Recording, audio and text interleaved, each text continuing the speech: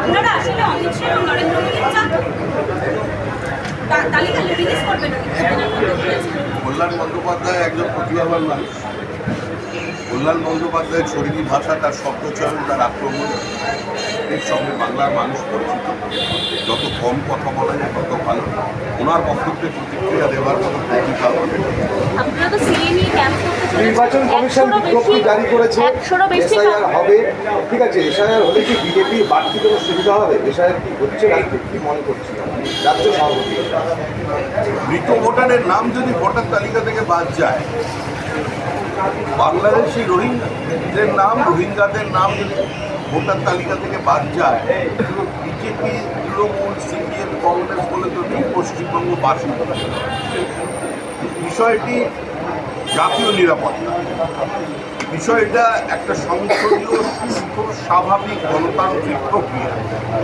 এটা তো মানুষ লাভবান হবে, এটা রাজনৈতিক দলের লাভের প্রশ্ন আছে। দাদা, সিএটা নিয়ে একটু বলে দেবেন। 100টা ক্যাম্প বিজেপি করতে চলেছে বিভিন্ন পুরো রাজ্য জুড়ে। দাঁড়া এরপরে করে দিচ্ছি। দেখুন, এখন অনেক সাধারণ মানুষও ক্যাম্প করবার জন্য এগিয়ে আসছে। সিএ এবং বিজেপি সমর্থক এটা দেশের মানুষ বোঝেন।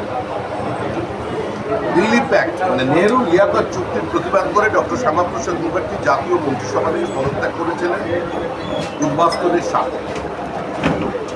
পাকিস্তানের তদানীন্তন সংখ্যালঘুদের উপরে অবর্ণনীয় বর্বরোচিত অত্যাচারের বিরুদ্ধে এবং তাদের স্বার্থ রক্ষা। এখন মহাত্মা গান্ধী, সর্দার প্যাটেল, নেহরু যারা বলেছিলেন পাকিস্তানে থেকে যাওয়া হিন্দু, বৌদ্ধ, জৈন, খ্রিস্টানদের জন্য, তাদের প্রতিশ্রুতি তো কংগ্রেস রক্ষা করেনি, রক্ষা করেছে বিজেপি। বা আমাদের ভোট দিয়ে মানুষ সরকারে নিয়ে এসে আমরা সিএ তৈরি করেছি। রুল ফ্রেম করতে একটু দেরি হয়েছে কোভিডের কারণে। সিএকে বাস্তবায়িত করবার দায়িত্ব সরকারের যেরকম আছে, একটা রাজনৈতিক দল হিসেবে আমাদেরও আবেগ জড়িয়ে আছে। বলছি ভাঙরে আপনাদের কি স্ট্যান্ড? হালদারকে নিয়ে কি স্ট্যান্ড? কাকদ্বীপের যাকে অ্যারেস্ট করা হয়েছে কালী মূর্তি ভাঙার ঘটনায়। আমি তো জানি মাতালরা মা কালীকে জড়িয়ে দেয়। মাতাল কোনোদিন মাথা মুন্ডু ভেঙে ফেলে যে মা কালী। কাল তো তার বাবা স্টেটমেন্ট করেছেন,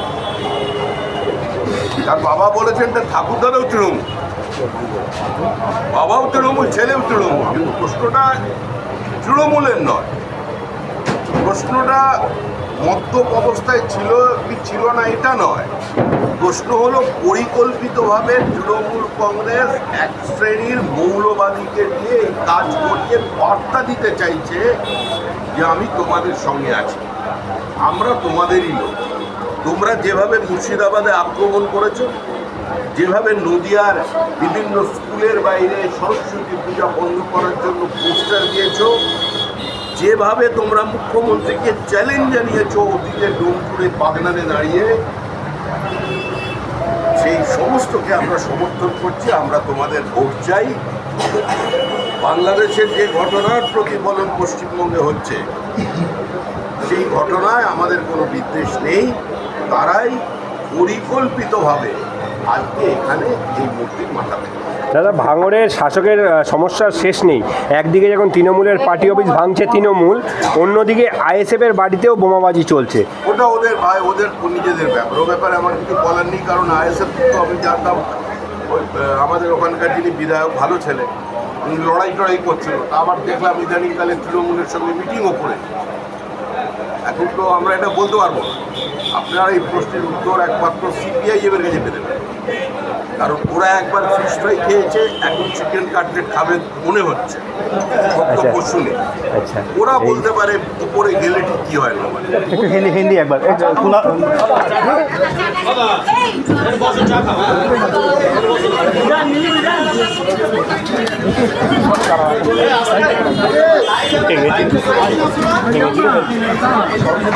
একটু সরে যায় না।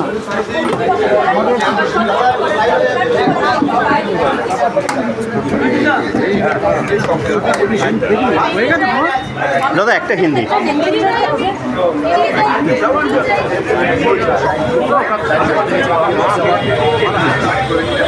তার রাসবিহারী ভবানীপুর বেহালা পশ্চিম দক্ষিণ কলকাতাকে এবার আপনাদের বাকি সব বলে আমাদের দেখে গেছিল পশ্চিমবঙ্গে যে নির্বাচনটা হতে চলেছে সেই নির্বাচন তৃণমূলের সঙ্গে মানুষের এই লড়াইটা মানসিক লড়াই।